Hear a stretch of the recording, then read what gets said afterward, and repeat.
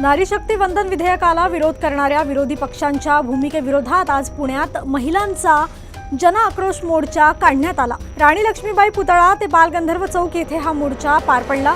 शहरातील विविध भागातून मोठ्या संख्येने महिलांनी सहभाग घेत विधेयकाच्या समर्थनार्थ जोरदार घोषणाबाजी केली। काँग्रेससह इतर विरोधी पक्षांच्या भूमिकेवर महिलांनी तीव्र नाराजी व्यक्त केली।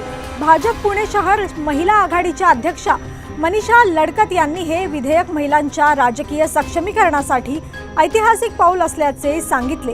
मोर्चा दरम्यान पोलिसांचा कडेकोट बंदोबस्त ठेवण्यात आला होता। काही काळ वाहतुकीवर परिणाम झाला असला तरी परिस्थिती नियंत्रणात होती।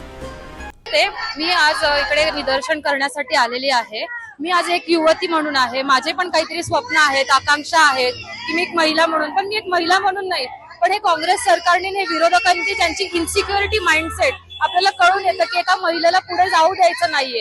जर एक महिला पुढे गेली तर ती काय काय करू शकते त्याचा अंदाज त्यांना आहे। त्यामुळेच आज हे विरोधकांनी हे लोकसभेमध्ये बिल पास होऊ दिलं नाहीये। पण हे आज भारतची नारी माझ्यासारखी अनेक युवती आज असं रस्त्यावर उतरलो आणि आम्ही अनेक पद्धतीने आमच्या हक्कासाठी लढणार आणि मला विश्वास आहे की नक्कीच हे बिल परत पास होणार, हा निर्णय येणार आणि आम्हाला आमचा अधिकार मिळणार।